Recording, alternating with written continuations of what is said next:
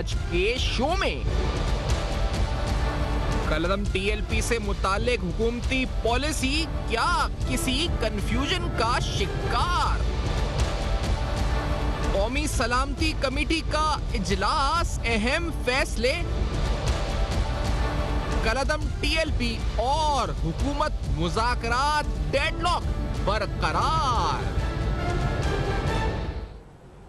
السلام علیکم۔ پس پردہ حقائق، سنسنی خیز انکشافات، پروگرام بے نقاب میں ہوں آپ کے ساتھ سفوان خان۔ کالعدم ٹی ایل پی سے حکومتی یا جو اس حوالے سے حکومتی حکمت عملی رہی ہے اسے بہت سے سوالات اٹھا رہے ہیں۔ کچھ لوگ کہہ رہے ہیں جی حکومت کنفیوژن کا شکار رہی اور اس میں فیصلوں میں تاخیر ہوئی، بہت سے فیصلے ہوئے، ایک وزیر کچھ کہہ رہا تھا، ایک وزیر کو بھی کچھ کہہ رہا تھا۔ اس پوری صورتحال کو لے کر اور یہ کیا کنفیوژن تھا یا کیا تھا، اب نیشنل سیکیورٹی کمیٹی کا ایک اجلاس ہوا۔ اب اس اجلاس کے بعد کیونکہ ایک اور راؤنڈ کی بات ابھی کچھ دیر کے پہلے وزیر داخلہ کی پریس کانفرنس تھی، انہوں نے کہا کہ ایک اور راؤنڈ ہوگا ٹاکس کا اور وہ آج شام یا رات متوقع ہے۔ سنتے شیخ رشید صاحب نے کہا کیا تھا، پہلے آپ کو سناتے ہیں، اس کے بعد اس گفتگو کو آگے بڑھاتے ہیں۔ Let's hair this first. Government کی ریٹ کو، امن و امان کو ہر صورت میں قائم رکھا جائے گا، اور جہاں تک مذاکرات کا سلسلہ ہے وہ شاید آج شام بھی ہوں۔ میں اور نور الحق قادری صاحب اس میں شریک ہیں حکومت کی طرف سے۔ رینجرز کو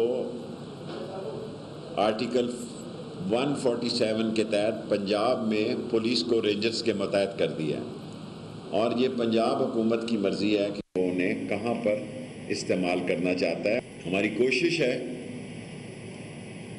کہ معاملات افہام و تفہیم سے طے ہو پائیں۔ ہم نے جو ان سے مذاکرات کیے تھے، جو دستخط کیے تھے، ہم اس پہ قائم ہیں۔ میں پینل کو انٹروڈیوس کرتا چلوں۔ میرے ساتھ جنرل ٹرائیڈ نعیم لودھی صاحب پروگرام میں موجود ہیں، اہم سینئر تجزیہ نگار ہیں، اس پوری صورتحال پہ ان سے گفتگو ہوگی۔ طاہر عالم صاحب سابق آئی جی اسلام آباد پولیس کے، اور جناب کنور دلشاد صاحب جو کہ سابق secretary election commission of Pakistan رہ چکے ہیں، بطور تجزیہ نگار ہمیں جوائن کریں گے۔ جنرل لودھی صاحب، میں پہلے سوال ہی آپ سے پوچھنا چاہوں گا، کیونکہ حکومت ایک طرف فیصلہ کرتی ہے، پھر لگتا یہ ہے کہ کسی ہچکچاہٹ کا شکار ہوتی ہے، اور پھر ایک بیان آتا ہے، ایک طرف ایک بیان آتا ہے۔ آپ کو جو حکومت کی ہینڈلنگ ہے اس پورے معاملے کو لے کر، آپ کیا سمجھتے ہیں؟ صحیح ہوئی ہے، درست ہوئی ہے، یا اس میں بہت بڑا لوپ ہول تھا، فقدان تھا، کیا تھا جنرل لودھی صاحب؟ جی بہت شکریہ۔ دیکھیں، اس قسم کے واقعات کی ہینڈلنگ تو عرصہ دراز سے کافی خراب ہوتی رہی ہے، صرف اس حکومت کی بات نہیں ہے۔ اور یہ ریٹ آف دی گورنمنٹ ہوتی ہے، یہ ریٹ آف دی حکومت ہوتی ہے، یاد رکھیں یہ ایک دن میں پیدا نہیں ہو سکتی۔ یہ نہیں ہو سکتا کہ سڑکیں لوگ بند کرتے رہے ہوں، لوگ لاشیں سڑک پہ رکھ کے بس روڈ بلاک کر دیتے ہوں، ان کا بھی کچھ نہ ہو، بچوں کا ریپ ہو رہا ہو، ان کا بھی کچھ نہ ہو، آپ کی پولیس کی یہی حال ہو، آپ کی جو عدالتیں ہیں وہ کسی کا چیز کا فیصلہ نہ کریں، آپ کی پروسیکیوشن ایسی ہو جیسی ہے، اور پھر آپ کہیں جی rate of the state. Rate of the state is a combined of all these, اچھی پولیس، اچھی پروسیکیوشن، اچھی عدالتی کاروائی، تو یہ سارا کچھ مسنگ ہے for a very long time. تو یہ ریٹ اگر ان کے کہنے سے تو قائم نہیں ہو سکتی۔ میرا خیال یہ جو انہوں نے ابھی بات چیت ہوئی ہے آفٹر نیشنل سیکیورٹی کمیٹی، اس میں ٹائم گین کیا گیا ہے اور یہ درست فیصلہ ہے۔ دیکھیں، دو تین باتیں کرنے کی ضرورت ہے۔ نمبر 1، امیڈیٹ پولیٹیکل کنسنسس، تمام پولیٹیکل پارٹیز کے ہیڈز کو بلائیں، بیٹھیں ان کے سامنے، یہ جو باتیں کہہ رہے ہیں نا کہ جی ہمارے پاس ثبوت ہیں کہ ان کی فنڈنگ کہاں سے ہو رہی ہے، ہمارے پاس ثبوت ہیں کہ یہ کہاں سے ان کے سوشل میڈیا ان کو سپورٹ ہو رہی ہے، ان کے سامنے رکھیں۔ امیڈیٹلی علماء کی ایک کانفرنس بلائیں، ان کے سامنے یہ سارے ثبوت رکھیں، ان سے بھی ایک لیں، ان کو چاہیے کہ اپنی طرف سے ایک ان کی طرف سے بیان آئے کہ جی یہ سب غلط ہے اسلام کے، کیونکہ آپ کو پتہ ہے اسلام کا لبادہ اڑا ہوا ہے نا سارے معاملے نے، اس لبادے کو اتارنا بہت ضروری ہے۔ اس کے بعد یہ ہے کہ اس کے اندر مکسچر ہے، ان کی لیڈرشپ کو تو فوراً اٹھا لینا چاہیے، کیونکہ وہ تو ہر صورت میں ذمہ دار ہیں جتنے یہ واقعات ہوئے ہیں، جس میں لوگ شہید ہوئے اور سب کچھ ہوا ہے۔ اس کے علاوہ پتہ لگائیں کہ ان کے اندر بیرونی عناصر کون سے، اگر کوئی بھی بندوق اٹھاتا ہے اس کو فوراً شوٹ کر دیں، اگر کوئی نظر آتا ہے کہ اس نے ہتھیار اٹھایا ہوا ہے اس کو شوٹ کر دیں۔ باقی جو لوگ ہیں ان کو ڈسپرس کریں، یہ ملے جلے لوگ ہیں، اس میں مس گائیڈڈ لوگ بھی ہیں، مس انچانٹڈ لوگ بھی ہیں۔ اگر آپ یہ سمجھتے ہیں کہ بس ایک جگہ روک کے توپوں اور بندوقوں سے ان کی لاشیں کھڑی کر دیں، ایسے تو نہیں ہوتا۔ یہ ایک ہائیبرڈ معاملہ ہے، اس کو ہائیبرڈ طریقے سے آپ کو ڈیل کرنا پڑے گا، انٹیلیجنس آپریشنز کرنے پڑیں گے، آپ کو سختی سے بھی کام لینا پڑے گا، آپ کو کنسنسس بلڈ کرنا پڑے گا، اور تب جا کے یہ ریٹ بنے گی۔ اور یہ آسان کام نہیں ہے۔ جن لوگوں کے دل میں یہ ہے کہ جی چونکہ انہوں نے اسٹیٹ کو کر دیا ہے ایک قسم کا چیلنج، تو بس اس کو ایک لائن لگا دو اور اس کے بعد جو آئے اس کو گولیاں مار دو. ارے بھائی یہ نہیں ہو سکتا, یہ کسی ملک میں بھی نہیں ہوا. اور یہی بات آپ جو کہہ رہے ہیں کہ ایک اوپینین اس طرح کا بالکل جو آپ کہہ رہے ہیں کہ ایک طبقہ ایسا ہے جو ایسے ہاف بیکڈ انٹلیکچوئلز یا اس پر ایسے لوگ ہیں جو کہہ رہے ہیں کہ جائے ریاست اس پر اس کو کرش کر دے, سب کر دے, لیکن آپ کہہ رہے ہیں ممکن نہیں ہے. ممکن اس طرح ہے کہ بہت سی ایک سینرجی بنائی جائے, حکمت عملی کی مختلف چیزوں کو اس میں شامل کیا جائے. دیکھیں کرش کرنے والی بات ٹھیک ہے, کرش کرنے والی بات ٹھیک ہے, لیکن یہ فزیکل کرش کرنے والی بات انڈرسٹینڈنگ لوگوں کی غلط ہے. ہمارے ساتھ آئی جی صاحب بیٹھے ہوئے اچھی طرح سمجھتے ہیں, لوگوں کی سائیکی سمجھتے ہیں, کراؤڈ کی سائیکی سمجھتے ہیں. ان سے پوچھیں کہ کرش کرنے کا کیا مطلب ہوتا ہے. کرش کرنے کا بھائی یہ مطلب نہیں ہوتا کہ جیسے فوجیں ایک دوسرے کو کرش کرتی ہیں. لیکن جنرل صاحب آپ نے سیاست کی بات کی, اس میں ہر قسم کے لوگ موجود ہیں. سر آپ نے جو سیاست کی بات کی کہ سیاسی طور پہ بھی ایک پیج پہ آیا جائے, سر انفارچونیٹلی یہاں مسئلہ یہ ہے کہ جب پی ٹی آئی اپوزیشن میں ہوتی ہے تو, اور اگر اس طرح کا کوئی معاملہ اٹھتا ہے تو وہ نون لیگ کے خلاف سیاست کے طور پہ استعمال. آج نون لیگ ہے اپوزیشن میں, وہی نہیں سیاست کرے نہ کرے, لیکن آپ جو کہہ رہے ہیں نا کہ ہمیں سیاسی طور پہ ایک ہونا پڑے گا. جو یہاں پر ایک خلیج ہے, آپس میں ایک دوریاں ہیں, اس پر ایک انتہائی ایکسٹریمز پہ پارٹیز چلی جاتی ہیں. Is it possible آپ کو لیکن سفیان صاحب جی آپ کو ایک بات ماننی پڑے گی کہ ابھی تک اپوزیشن نے کافی ذمہ داری کا مظاہرہ کیا, کسی نے ان کی حمایت نہیں کی. بلکہ میرا خیال ہے کہ تھوڑی سی اگر کہیں حمایت تھوڑی بہت کسی اسلامی پارٹی سے بھی اتنی زیادہ نہیں آئی, تو اس سے فائدہ اٹھانا چاہیے, اس میں کنسنسس بلڈ کرنا چاہیے. پوری قوم اس پہ تقریباً یکجا ہے, اور بس صرف میں یہ کہہ رہا ہوں کہ گیہوں کے ساتھ دھن کو نہ پیس دیجیے گا. آپ کو پتا ہونا چاہیے کہ اس کے کیا ریپرکشنز ہو سکتے ہیں, انٹرنل بھی اور ایکسٹرنل بھی. پوری دنیا دیکھ رہی ہے آپ کو, تو آپ نے ایک سیولائزڈ حکومت کی طرح کام کرنا ہے. کام کرنا بھی ہے, سختی بھی دکھانی ہے, لیکن اکراس دی بورڈ یہ سوچنا جیسے لوگ کہہ رہے ہیں جی بس جس کے ہاتھ میں ڈنڈا اس کو مار دو. نہیں, جس کے ہاتھ میں بندوق ہے اس کو مارو. ڈنڈے والوں کو آپ منتشر کریں, لیڈرشپ کو اٹھائیں, ان کے جو جہاں سے ان کی فنڈنگ ہو رہی ہے اس کو بند کریں, جو میڈیا ان کو ہیلپ کر رہا ہے اس کو بند کریں.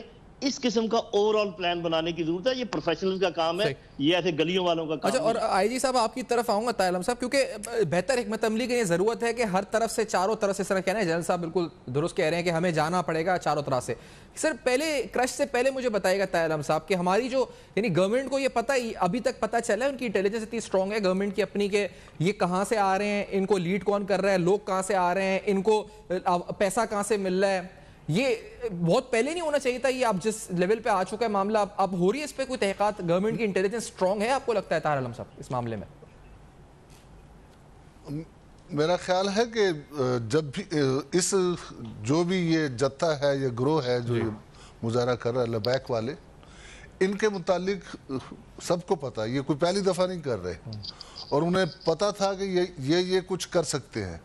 اس کے مطابق جو تیاری کرنی چاہیے تھی, جیسے انہیں چاہیے تھا کہ شروع سے ہی انفارمیشن کلیکٹ کرتے اور ان کے جو لیڈر اور ورکرز ہیں, ایکٹیو ورکرز, ان کو گرفتار کرتے.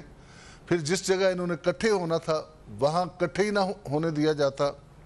اگرچہ لاہور میں دیکھتا ہوں کہ کافی سینئر قیادت بھی پولیس کی جو ہے وہ آگے تھی, انہوں نے خود بڑھ کر لیڈ کیا, سی سی پی او نے, ڈی آئی جی نے. اسی طرح گجرانوالہ میں بھی سینئر قیادت نے آگے بڑھ کر لیڈ کیا. لیکن جو میں سمجھتا ہوں کہ حکومت, جیسے آپ کہہ رہے ہیں کہ حکومت کی کوئی واضح حکمت عملی نہیں تھی.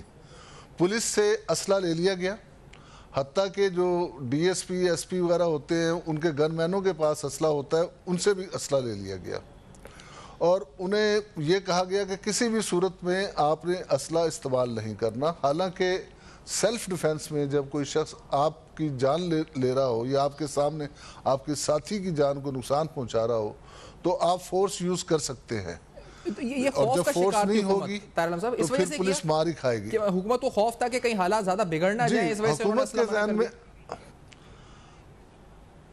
ایکچولی سانحہ جو ہوا ماڈل ٹاؤن کا, ماڈل ٹاؤن کے واقعے کے بعد ہر حکومت ڈر گئی ہے. وہ سوچتی ہے کہ اگر ہم نے پولیس کو کھلا ہاتھ دے دیا, حالانکہ وہ ماڈل ٹاؤن کا واقعہ کچھ اور تناظر میں تھا, وہاں ایک ضد تھی کہ ہر صورت میں رکاوٹیں ہٹانی ہیں. یہاں ایسی صورتحال نہیں ہے. وہ لوگ تو چپ کر کے اپنی جگہ پر بیٹھے تھے, یہ لوگ تو ایڈوانس کر رہے ہیں اور آ رہے ہیں. تو اس کے بعد یہ ہر حکومت سمجھتی ہے کہ لاشیں نہ مل جائیں, لاشوں پر سیاست نہ ہو. انہیں اپنا اقتدار بہت زیادہ عزیز ہوتا ہے, اور اسی اقتدار کی بھینٹ وہ پولیس کے جوان جو شہید ہوئے ہیں وہ بھی چڑھے ہیں, اور پولیس کے متعلق ایک تاثر پیدا ہوا کہ پولیس شاید ویک ہے. اور پھر رینجر کو بلانا پڑا.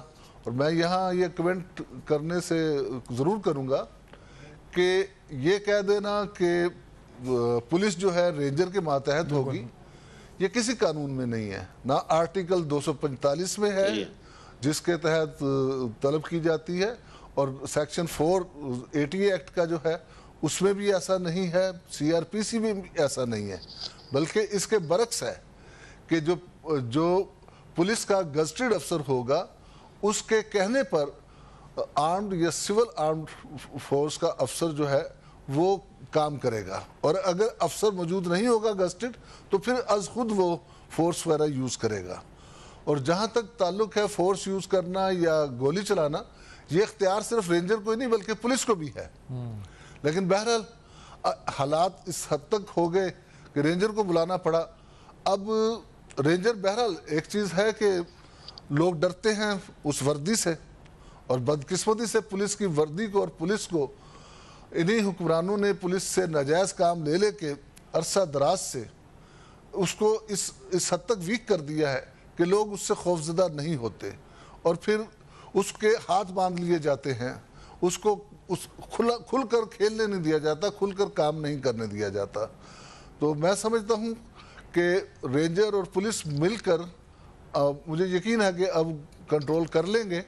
اور جہاں تک مذاکرات کا تعلق ہے، ٹھیک ہے یہ بھی جاری رہنے چاہیے، لیکن کسی کو بھی قانون ہاتھ میں لینے کی اجازت نہیں آپ کو لگتا ہے کہ حکومت کی طرف سے کوئی بھی تنظیم ہو سیاسی ترجیحات یا دیگر اقتدار کو تول دینے کے لیے آپ کہتے ہیں کہ صحیح فیصلے درست پہ یا یہ حکومت ہو یا پہلے کی حکومتوں میں بھی نہیں کیا؟ قوت دلشاد صاحب سے پوچھنا چاہوں گا. قوت دلشاد صاحب، میں آپ کو سن رہا تھا، آپ کو پڑھ بھی رہا تھا، قانونی اور آئینی طریقہ کار کیا ہے؟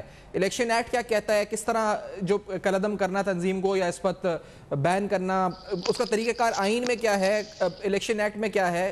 اس بارے میں تھوڑی روشنی ڈالیے گا قوت دلشاد صاحب.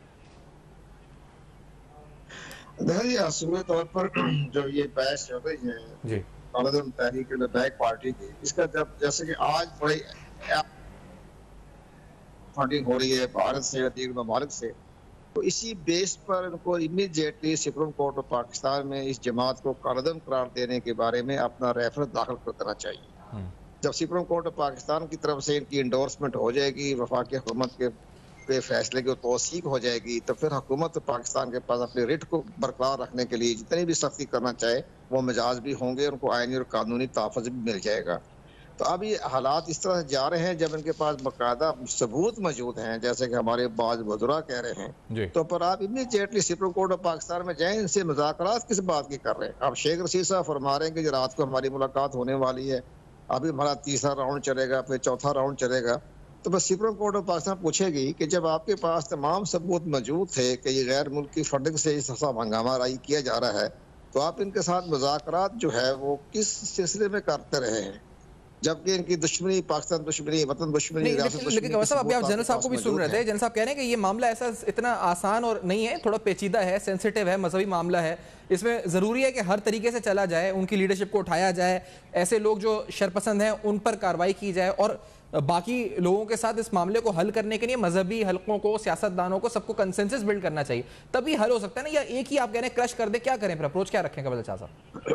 نہیں، کرش نہیں کریں گے. کرش کرنے کے بارے میں ہم بعد میں آئیں گے. پہلی بات یہ کہ جتنے جنرل صاحب ٹھیک فرما رہے ہیں، ان کا بہت تجربہ ہے وسیع، لیکن مسئلہ یہ ہے کہ جو ہمارے علماء کرام ہیں یا جتنے یہ جو ہمارے سیاستدان ہیں، اپوزیشن ہیں، ان کی ایک ٹریڈ یونین کی طرح ہوتے ہیں یہ لوگ. یہ ایک دوسرے کے مفادات کا خیال رکھتے ہیں، اسٹیٹ کا خیال نہیں رکھتے.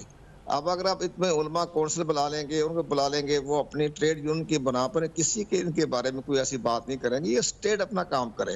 اب یہ ٹریڈ یونین کی طرح سے ایک دوسرے کے حق میں یہ بیان دینا شروع کر دیں گے، اس سے معاملہ اور خراب ہو جائے گا. تو یہ معاملہ ظاہر ایک بڑا آئینی طور پر بھی حل کیا سکتا ہے، سینسیٹیو مسئلہ ہے. اب ایک اور بڑی اہم بات ہو جائے گی، سپریم کورٹ آف پاکستان میں جب یہ کیس جائے گا تو پھر جو اپنے وہاں ایک بہت بڑا پنڈورا باکس کھل جائے گا. وہ کہیں گے نا 2014 میں جو ہم نے یہ ایک احتجاج کے لیے ہم اسلام آباد آ رہے ہیں، تو یہ جناب تحریک انصاف بھی اور طاہر القادری کی جماعتیں بھی تو رائٹ دور میں 126 دن بیٹھی رہی. یہ سب باتیں سپریم کورٹ میں آئیں گی، سب باتیں وہ آپ یہ کہیں گے. آپ جو بات کریں بڑی اہم ہے، آپ کہتے ہیں ریفرنس کی طرح. اس بریک کے بعد شاہ صاحب جو بات کر رہے ہیں اور دیگر پینلسٹ سے بھی ہم بڑھتے ہیں کہ حکومت کی حکمت عملی ہے کیا, اور کیا حکومت حکمت عملی کی وجہ سے معاملہ بگڑ گیا یا حکومت کی اسٹریٹجی صحیح رہی ہے, اور اب کیا کرنے جا رہی ہے گورنمنٹ؟ اس بریک کے بعد ہمارے ساتھ رہے گا. Welcome back. آپ دیکھ رہے ہیں بے نقاب, اور آج بے نقاب میں تفصیلاً حکومتی حکمت عملی کالعدم تحریک لبیک کے حوالے سے جس طرح اس کو ہینڈل کیا گیا, اس پہ کچھ سوالات اٹھ رہے ہیں. قوت احساس صاحب, آپ تنقید آپ کر رہے تھے, آپ کہتے ہیں میں کرش پر بھی آؤں گا بعد میں کہ جائیں اس طرف نہیں جائیں, لیکن حکمت عملی تو پھر ایسی ہونی چاہیے نا جس طرح ہم کہہ رہے ہیں کہ ہولسٹکلی ہمیں اس کی بڑھنا چاہیے. اس میں آپ جو تجویز کر رہے ہیں کیا یہ ہے کہ ہم اس وقت ایک ہی طرح ڈیل کریں, ایک فیصلہ کریں اور آگے بڑھ جائیں, یہ بات ہے کیا قوت احساس صاحب؟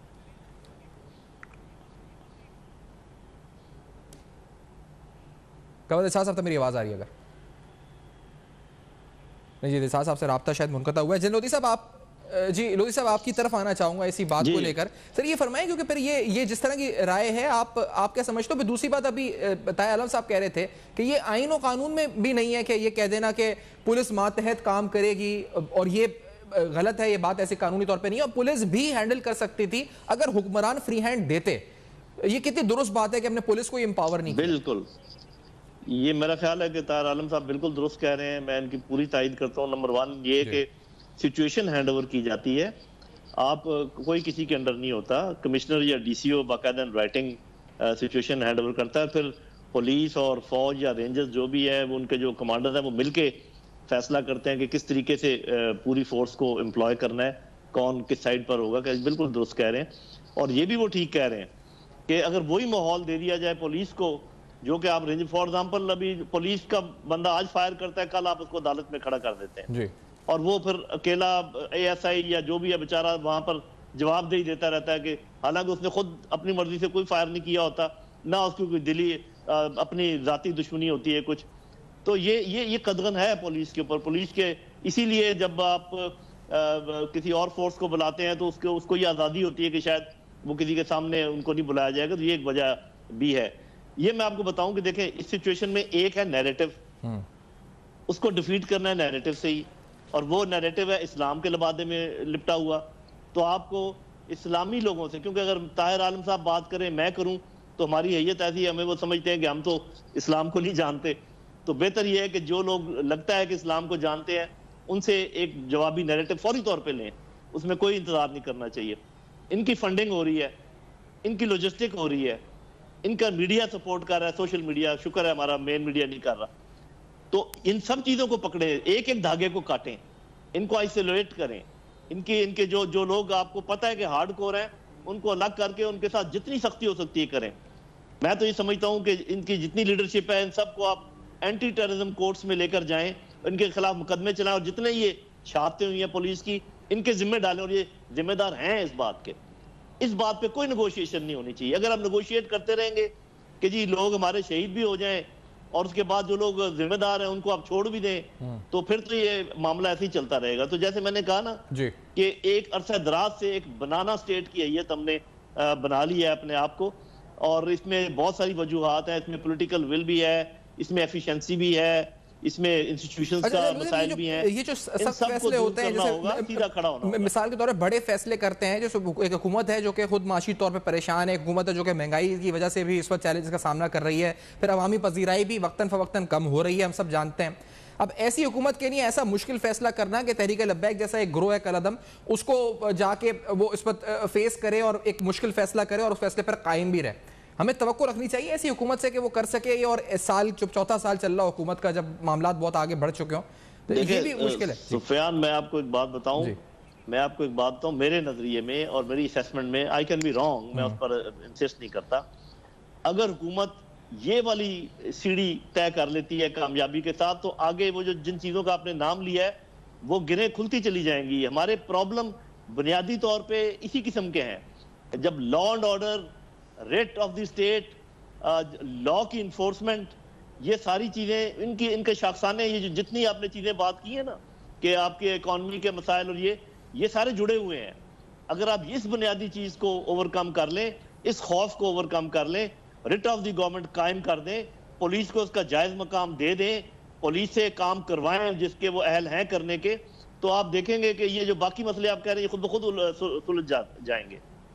صحیح. اور قوت احساس صاحب آپ کہہ رہے تھے کہ جو ہے معاملات کو جو ہے وہ ریفرنس کی طرف لے کے جایا جائے, تو یہ رستہ اور دوسرے رستے کیا آپ سمجھتے تجویز کرتے ہیں جس مسئلے میں اس وقت ہیں، حکومت کس طرح نکل سکتی ہے؟ گوہر الاسحاق صاحب مجھ سے پوچھا بولے؟ جی صاحب آپ سے پوچھا. میرے سب سے بڑی اہم بات یہ ہے کہ جیسے ہمارے دوست فرما رہے ہیں کہ بھئی ہمارے پاکستان میں بڑے معاشی بحران ہے، ہم بہت زبردست ہے معاشی طور پر ہم پریشان ہو رہے ہیں، تو ہمارے وزراء کو یا قومی اسمبلی کے ممبران کو تو کوئی پریشانی نہیں ہو رہی. ان کو تو رات دن جو ہے ان کی ٹی ڈی اے میں بھی اضافہ ہو رہا ہے، تنخواہ میں بھی اضافہ ہو رہا ہے، نئی گاڑیاں بھی آ رہی ہیں، 50 گاڑیاں بھی خریدی جا رہی ہیں، تو ان کو تو کوئی معاشی بحران کا کوئی احساس نہیں ہے. جو غریب عوام ہیں جن کو آٹا روٹی نہیں مل رہی تو ان کی نہیں پریشانی ہے. حکومت کو جو وزراء ہیں یا ممبران پارلیمنٹ ہے ان کو تو کوئی مہنگائی کا احساس نہیں ہوگا. جب اس لیے میں یہ کہہ رہا ہوں کہ یہ معاملہ بڑا سینسیٹیو ہے. یہ معاملہ جیسے ٹھیک ہمارے دوست جنرل صاحب نے بات صحیح کہی، ہم بھی اس پہ معاملے جا رہے ہیں کہ یہ تو سینسیٹیو مسئلہ ہے. حکومت نے شروع دن سے جو ہے اس مسئلے کو خراب کیا. جب شروع دن میں جب بریگیڈیئر اعجاز شاہ تھے وزیر داخلہ تو انہوں نے معاہدہ کیا کہ جناب ہم باقاعدہ قومی اسمبلی میں تحریک پیش کر دیں گے 3 مہینے کے اندر اندر فرانس کے ایمبیسڈر کے خلاف. تو پھر 3 مہینے پورے ہو گئے تو وہ اسلام آباد پہنچ گئے 15 اپریل کو. تب انہوں نے دوبارہ معاہدہ کیا کہ جی ہم قومی اسمبلی میں لے کے جا رہے تھے. قومی اسمبلی میں قرارداد بھی آئی ورنہ نامنظور ہو گئی. تو سپریم کورٹ آف پاکستان میں سارے ان کے معاہدوں کو سامنے رکھ کے پوچھے گی کہ جناب ایک طرف آپ کو قرض قرار دے رہے ہیں، دوسری طرف جو ہے ان سب معاہدے کر رہے ہیں، چوتھی مرتبہ ان کو جیل میں 15 گھنٹے ملاقاتیں کر رہے ہیں. تو یہ آپ ہمارے پاس کیا لینے آ گئے؟ ہمارے پاس اگر تمہارے پاس ثبوت ہے یہ انڈیا کے ایجنٹ نہیں ہے کسی دوسرے ملکوں سے فوری فنڈنگ ہو رہی ہے تو وہ ثبوت پیش کرنا پڑے گا. تو میں چھوٹا سا میں آپ کو ایک مثال دیتا ہوں تاکہ شاید آپ کے اس پروگرام کو ہماری جو ہائی لیول کی جو انٹیلیجنس ہے وہ بھی اس کو غور کر لیں. جنرل صاحب کو بھی یاد آ جائے گا جب 74 میں 73 کے اینڈ میں 74 کے شروع میں جو ذوالفقار بھٹو پرائم منسٹر پاکستان نے نیشنل عوامی پارٹی کو بین کیا. تو بین کرنے کے بعد جو وہاں جو ڈاکومنٹ پیش کیے گئے تو میں نام بھی لے دیتا ہوں اور میرے دوست جانے والے تھے، میں ان دونوں منسٹری انفارمیشن ہی ہوتا تھا. وہ تھے بریگیڈیئر اسلم دودلا. آواز زیادہ کر دیں. انہوں نے جناب نیشنل عوامی پارٹی کے بارے میں 300 پیج پر مشتمل ڈاکومنٹ پیش کر دیے. جناب ان کو افغانستان اور رشیا سے امداد مل رہی ہے اور یہ ہے وہ ڈاکومنٹ. تو اس میں جسٹس حمود الرحمان تھے چیف جسٹس آف پاکستان، انہوں نے اس پارٹی کو بین کرنے کے بارے میں حکومت کے فیصلے کی توثیق کر دی. اور وہ آج تک اس کے نام سے پارٹی جو ہے وہ رجسٹر نہیں ہو سکتے. نئے نام سے ہو گئی ہے نیشنل عوامی پارٹی کا عوامی پارٹی لیکن اس ڈیموکریٹک پارٹی رکھی گئی آج تک وہ پارٹی جو ہے بحال نہیں ہو سکی. تو حکومت پاکستان کو ہماری ایجنسیوں کو وہ جو ہے وہ باقاعدہ ثبوت پیش کرنا پڑے گا. یہ آپ کہہ رہے ہیں کہ قانونی راستہ اختیار کر کے سپریم کورٹ میں جا کے اس مسئلے کو حل کیا جائے. میں طاہر عالم صاحب آپ کی طرف آنا چاہوں گا اس بات کو لے کے، کیونکہ ایک رستہ تو یہ جو آپ کیا تجویز کرتے طاہر صاحب، کیونکہ اب یہ جو مسئلہ ہے اس میں ابھی پروفیسر صاحب کہہ رہے ہیں کہ مذاکرات ایک طرف ہم کالعدم کہہ رہے ہیں اور دوسری طرف ہم مذاکرات کر رہے ہیں، ایک طرف ہم کہہ رہے ہیں کہ فسادی ہیں پھر ہم انہی سے مذاکرات کر رہے ہیں اور ایک نہیں بار بار کر رہے ہیں. اور کئی بار آتی ہے اور یہ آتے ہیں اور ریاست پھر ان کے مطالبات مانتے ہیں، پھر دوبارہ امپاور ہو کر آتے ہیں اور طاقت کے ساتھ آتے ہیں، پھر مطالبات بنواتے ہیں، پھر مطالبات بنوا کے چلے جاتے ہیں، پھر آ جاتے ہیں. تو یہ کب تک چلتا رہے گا طاہر عالم صاحب اس طرح معاملہ؟ اس کا مستقل حل کیا ہوگا؟ دیکھیں اس وقت تو اگر ہم مستقل حل کی بات کریں تو اس کے لیے کافی ٹائم چاہیے اور بڑے دوررس اقدامات اٹھانے پڑیں گے اس تنظیم کے خلاف. اس وقت تو یہ ہے کہ وہ دروازے پر آئے کھڑے ہیں اور مذاکرات سے وہ واپس جانے کے لیے تیار نہیں ہیں.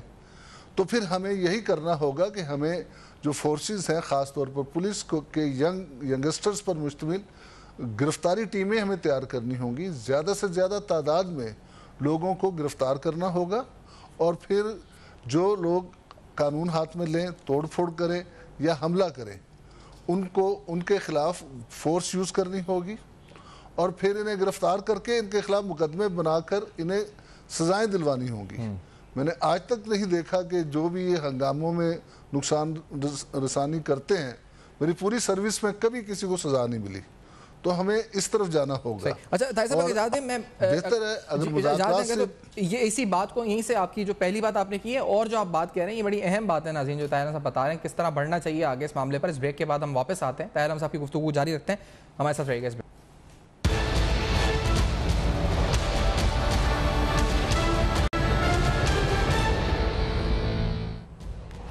Welcome back. آپ دیکھ رہے ہیں بے نقاب اور آج بے نقاب میں تفصیلاً. ناظرین آج ہم کور کر رہے ہیں اور اس معاملے کو سمجھ رہے ہیں کہ آخرکار حکومت کی جو حکمت عملی ہے وہ کس حد تک مؤثر رہی یا نہیں رہی. میں طاہر عالم صاحب آپ کی طرف جو آپ گفتگو کر رہے تھے آنا چاہوں گا. آپ نے کہا کہ ایک تو گرفتاریوں کے لیے ٹیم تشکیل دی جائے, آپ پھر کیا کہہ رہے ہیں, پولیس ہی آگے بڑھے, پھر یعنی پولیس کو فرنٹ پہ بھیجیں اور آگے اور کیا کریں, یعنی پولیس آگے بڑھے پھر یہ قتل آپس میں تصادم ہو, یہ معاملہ ہے یا کچھ اور حل ہے آپ کے پاس؟ دیکھیں وہ زبردستی جب بڑھنے کی کوشش کریں گے تو اس وقت وہ لوگ فورس یوز کریں گے, تشدد کریں گے, تو وہ موقع ہے جب انہیں جواب دیا جا سکتا ہے, تاکہ انہیں پتہ چلے کہ صرف وہ لوگوں کو مار نہیں سکتے بلکہ انہیں مار پٹ بھی سکتی ہے اور ان کے بندے بھی جو ہیں ان کا بھی نقصان ہو سکتا ہے. ابھی آپ مجھے بتائیں کہ پولیس کے جو شہید ہیں ان کے نام موجود ہیں, ہم دیکھتے ہیں ان کے سوشل میڈیا پہ بہت دکھایا جاتا ہے کہ بڑا ظلم, بڑے بندے مار دیے گئے, پرانی جو ویڈیوز ہیں ان کے پاس وہ لگائی جا رہی ہیں, لیکن کسی ایک کا بھی نام بتائیں کہ ان کا بندہ پولیس کے ہاتھوں مرا ہو. پولیس کے پاس تو ویپن ہی کوئی نہیں تھا. ابھی جو بات ہے, جیسا کہ میں نے کہا کہ بہت سے دور رس ہمیں اقدامات کرنے چاہیے. مثلا ایک تو یہ ہے کہ ہمارے پاس کوئی ڈیڈیکیٹڈ اینٹی رائٹ فورس نہیں ہے. جو پنجاب کنسٹیبلری ہے یا وغیرہ ٹائپ کی فورسز ہیں, ان فورسز کو بھی دوسرے کاموں میں یوز کر لیا گیا ہے. ہمیں ہنگاموں سے نمٹنے کے لیے ایک پراپر اینٹی رائٹ فورس بنانے کی ضرورت ہوگی جو ینگ لوگوں پر مشتمل ہو, جن سے یہ انڈرٹیکنگ لی جائے کہ وہ 10 سال تک اسی فورس میں رہیں گے اور جیسے جیسے وہ 30 سال کی عمر کراس کریں انہیں دوسری پولیس میں بھیج دیا جائے, اور وہ ہر وقت یہی ٹریننگ کرتے رہیں. ہم کرتے یہ ہیں کہ کچھ ملازم کہیں سے اکٹھے کیے, کوئی تھانوں سے اکٹھے کیے, کوئی عدالتوں میں کام کرنے والے اکٹھے کیے, کوئی دفتروں سے اکٹھے کیے اور کچھ انویسٹیگیشن برانچ سے لیے, اور ایسے موقع پر ان کے سکاڈ بنا کر ان کے انچارج بناتے ہیں اور پھر اس کے اوپر ان کا سینئر افسر مقرر کر دیتے ہیں جن میں آپس میں کوئی ربط نہیں ہوتا اور ایک دوسرے کو جان پہچان بھی نہیں ہوتی. تو جبکہ رینجر اور فوج میں ایسا نہیں ہے, وہاں جو کمپنی ہوتی ہے یا جو بٹالین ہے اس کا ٹرانسفر ہوگا تو کٹھے ہی ہوگا, ایک جگہ سے دوسری جگہ جائے گی تو تمام کی تمام بٹالین جائے گی اور ان کا آپس میں بہت زیادہ آپس میں سنکرونائز ہوتے ہیں. یہی وجہ ہے کہ ہم جو پولیس ہے وہ اکثر ناکام ہو جاتی ہے, اور اس کے لیے ضروری ہے کہ ایک ڈیڈیکیٹڈ پولیس فورس ہو, جیسا کہ عمران خان صاحب نے 2019 میں بھی یہ کہا تھا, اور اسی طرح پچھلی حکومت کے نواز شریف صاحب نے بھی کہا تھا کہ یہ سیپریٹ فورس بنائی جائے, لیکن اس کی طرف توجہ نہیں دی گئی. اس کی طرف حکمرانوں کو توجہ دینی ہوگی کیونکہ یہ ہنگامے جو ہیں یہ لوگوں کے سکون برباد کرتے ہیں, وہ تو کرتے ہی کرتے ہیں. حکومتوں کا اقتدار خود لرز جاتا ہے جب اس قسم کی کوئی صورتحال ہوتی ہے. تو اس سے نمٹنے کے لیے آپ کا مجھے شکریہ ادا کرنا ہوگا. آپ نے گفتگو کا موقف دیا اور اپنی ایکسپرٹ اوپینین سے ہمیں آگاہ کیا. ناظرین, آپ نے جن لودھی صاحب, طاہر عالم صاحب اور قوت دلشاد صاحب کی گفتگو سنی. چیلنج ہے حکومت کے لیے اہم ترین. اب تک جو ہینڈلنگ ہوئی ہے وہ, اور آگے حکومت کیا کر رہی ہے اور کیا سوچ رہی ہے اور کیا کرنا چاہیے, اس پر گفتگو ہوئی. For your feedback you can write us on our Facebook